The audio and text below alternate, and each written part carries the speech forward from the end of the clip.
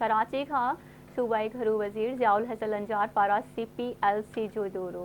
सूबाई वज़ीर upgrade CPLC call centre 1102 जो इफ्तिताह करे छॾियो।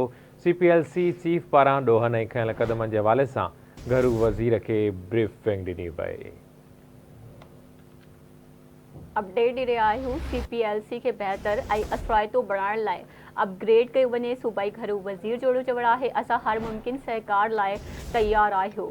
पुलिस पारां 15 जी शिकायतुनि जो फौरी ऐं वक़्त ते जवाब ज़रूरी आहे। हिकु भेरो ॿीहर ब्रेकिंग न्यूज़ अवां सां शेयर कंदासीं। कराची मां सिंध जे घरू वज़ीर ज़ियाउल हसन लंजार CPLC जो दौरो कयो।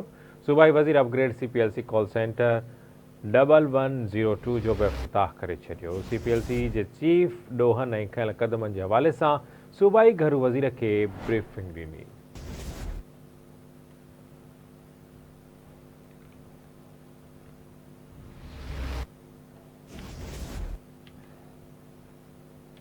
अहम ख़बर आहे, अवां सां शेयर कंदासीं। CPLC खे बहितर ऐं असराइतो बणाइण लाइ अपग्रेड कयो वञे।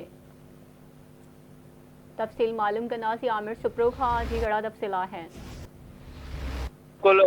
वज़ीर दाख़िला ज़ियाउल हसन लंजार CPLC जो दौरो कयो आहे। उन मौक़े ते वज़ीर दाख़िला चयो आहे त CPLC खे अपग्रेड कयो वञे। ॿिए तरफ़ CPLC जी कॉल सेंटर जेको 1102 आहे उनजो पिणु इफ्तिताह कयो आहे।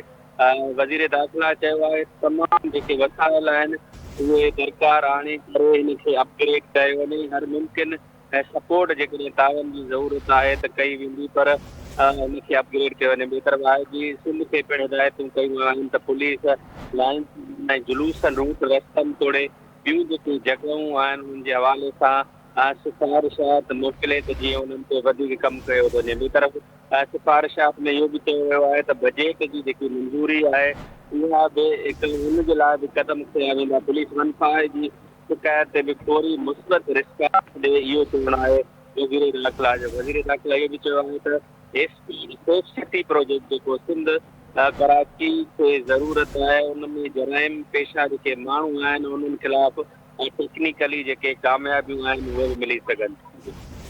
वॾी महिरबानी आमिर हिन हवाले सां अपडेट करण जे लाइ।